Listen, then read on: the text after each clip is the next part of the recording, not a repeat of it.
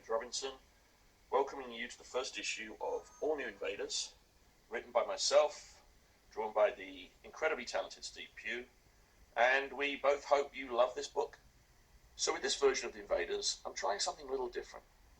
In the past with these characters, all of their plots and all of their foes have tended to stem from the past, from the 1940s and World War II. Baron Zemo, Baron Blood, Captain Strucker, that sort of thing. With this version, it's going to be set much more in the ongoing DC universe. The invaders, per se, of this first arc will actually be the Kree, personified by Tanalth the Pursuer, who's a new villainess that Stephen and I have created. In the future, you're going to see foes from under the Earth's core, from the bottom of the ocean, from other dimensions, all over the place. Now, I knew, starting this book, that no matter who I didn't include in the series, somebody would be upset by that. I've actually gotten people upset that I didn't include the Thin Man or Red Raven, some, relatively obscure Golden Age characters. To be fair, I haven't at present included Union Jack, Spitfire, or Toro, the heroes that you're going to meet in the first arc are Captain America, Namor, the original Human Torch, and the Winter Soldier. But rest assured, I do have plans for these characters. I have a big arc plan for Union Jack and Spitfire, and I have a special story involving Toro that will set him up. So hopefully you'll like this fresh take on the series and these characters.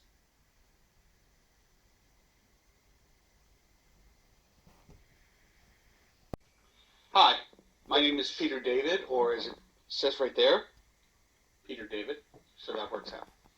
I am the writer of X Factor. I have been writing X Factor for about 8 or 9 years now.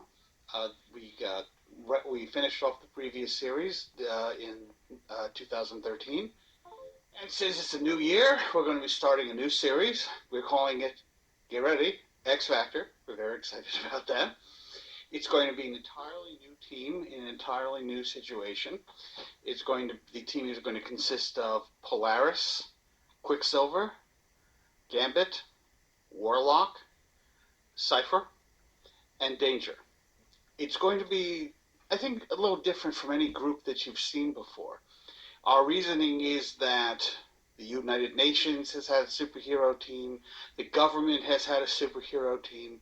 In this day and age of corporations running pretty much everything, it would seem to make sense that a corporation should have its very own super team. Now, I'm not talking about Stark Industries or whoever opening a headquarters for the Avengers. I'm talking about a corporate-sponsored, corporate-created team. That is who X Factor is going to be.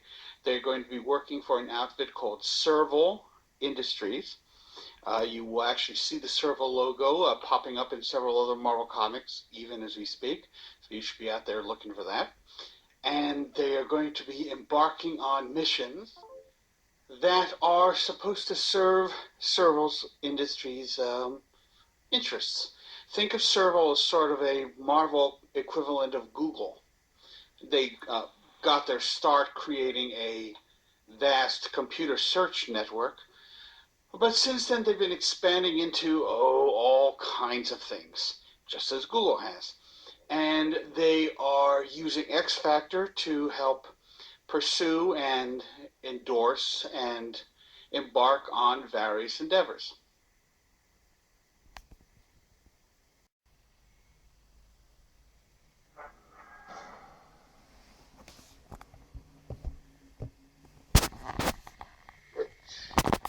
It just kind of struck me as fun. I mean, I'm not really the kind of guy who I don't like bringing people back from the dead unless I sort of planned it.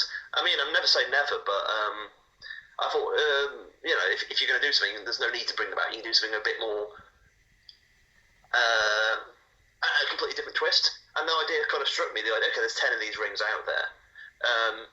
Let's put the rings on different fingers, and immediately you've got the concept of like who's going to get these rings. So we saw the first person, and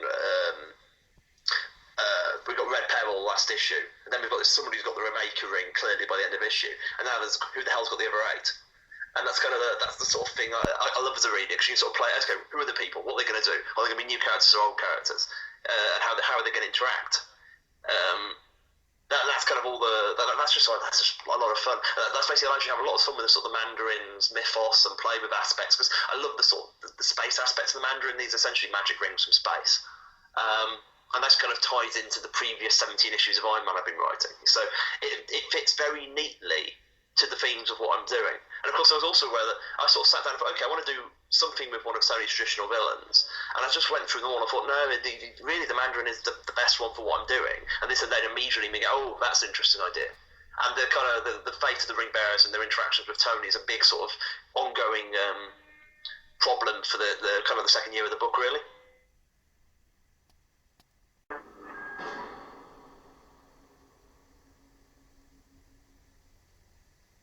I'm Nathan Edmonson, writer of Black Widow from Marvel Comics. Phil Noto and I have created something we are very excited to share with you. You may think you know Natasha Romanoff, and you may think you're ready for this book, but you don't, and you're not. So sit down and buckle in. We hope you're as thrilled to read every issue as we are thrilled to put every single issue together.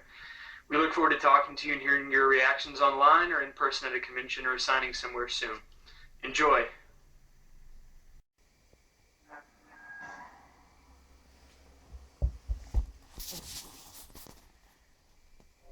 The first time Agent Venom crossed paths with Captain America, he saved his life. Cap had been captured by Jackal, who mutated him into the Spider King. Thanks to Venom, Cap was brought into custody and given a cure. This enabled him to join Flash in his fight against the Spider Queen to put a stop to Spider Island. Although Captain America trusted Flash just fine, he found it much harder to put his faith in the alien symbiote he plays host to, leading the pair of them to duke it out. It was then that Venom may have knocked Captain America out before stealing his bike. Since then, Cap has forgiven Flash. Venom even joined the Secret Avengers for a while, allowing them the opportunity to work together on more missions.